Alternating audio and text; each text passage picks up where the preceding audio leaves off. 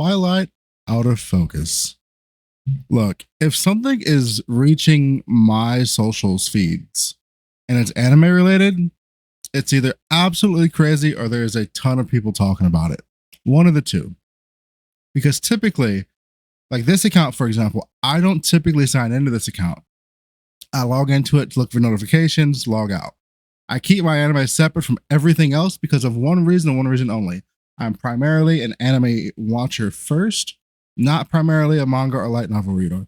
And as you know, people will put like literally just completely just flat out spoil an episode in their thumbnails or in their shorts or in whatever they're posting online.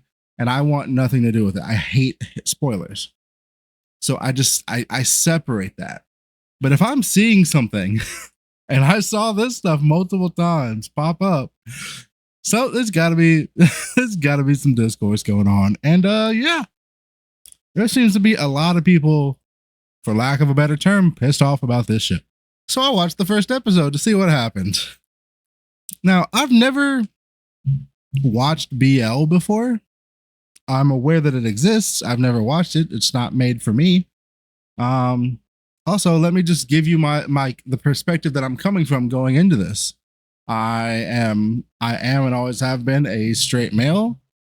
I have known and do know and still know people who identify as gay or lesbian or like pick one, and pick a sexual identity. I probably know somebody that identifies with it. So like this thing, like that isn't new to me. It's not something that scares me or anything like that. So I was like, okay, let's just watch this episode. Now, starting out, the episode itself, it's very on the nose. It's very in your face about what this show is about, right? It's very just like from the jump, you've got all the romantic feelings that are just, like, clearly starting with this character, with the character Mao. They start the show out. Okay, they start the show out within like the first minute talking about how they're gonna like figure out their like personal jerk off time situation. Like that's just, I'm sorry, bro. That's a bit. Listen, that's just that's weird, bro. Why? Come on. I feel like that's literally just there for shock value. Maybe I'm wrong. Who knows? But hear me out. Even though I don't see me ever continuing to episode 2. Again, this is not a genre of anime that I would consider watching or like maining or like paying, like giving a lot of energy. For the most part, the episode was fun. I mean, yes, it is, again, very in your face about what it is. Like extremely in your face about what it is. But I mean, if that's what the fans of the genre like, I don't see a problem with that. It's not made for me. That's fine. But then we get to, there's one very, very strange scene that we get to. Let me see if I can go. I didn't have this pulled up, so let me see if I can just find that scene for you real quick. Or just a still from it, excuse me. Boom. So this is part of the scene. I have watched this entire scene.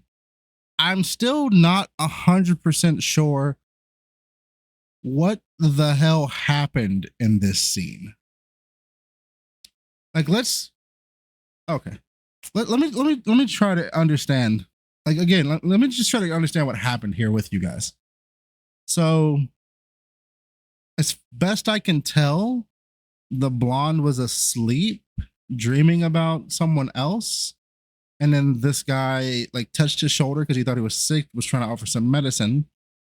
And somehow it ended up in him like sleep assaulting him. What? I don't understand why. Explain this scene to me. Explain why it's here. Explain what it does. It feels like the absolute worst type of fan service imaginable.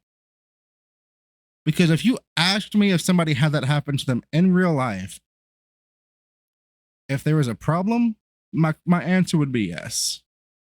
So I just, why does that? And I can see why people would take offense with that. Now listen, let's just call it, let's just call it like it is. There are people who do not want to see any type of LGBTQ, any of that. They don't want it in front of them. They don't want to consume it. They don't rock with it. That is their prerogative. There are people who want to see that type of stuff, who seek it out. That is their prerogative. Live your life. I'm not going to stop you. But what the hell? Like if you took this scene out of here right now, I would never like other than like ideological differences, I would never understand why anybody would be mad about this show, right? This scene changes all of that. Why is it there? Why does it exist? Like we can try to explain this away however you want to, but the man was assaulted on the first fucking episode. What are we doing? I don't know, man. I don't get it. Is BL in general just like this? Because this is weird, bro.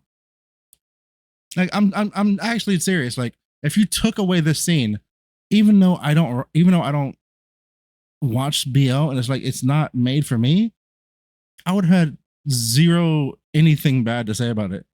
It's like, yeah, it's in your face, but come on now. Come on now. Even things that are made, even like the male female animes are very, like some of them can be very on the nose and in your face about it. Like, all right. But I just, that scene completely changes the dynamic of that show. And I don't, why? Like, I can't even articulate this. Why? Why is it there? I don't understand. Anyway, that's all I wanted to talk about. I'm gonna be I'll check back in for comments here and there. Like and subscribe if you want to. I mean, I'm trying to start working on getting some more videos out. It's just it's hard to make videos for the channel when I try to avoid the channel so it doesn't spoil the stuff that I'm watching.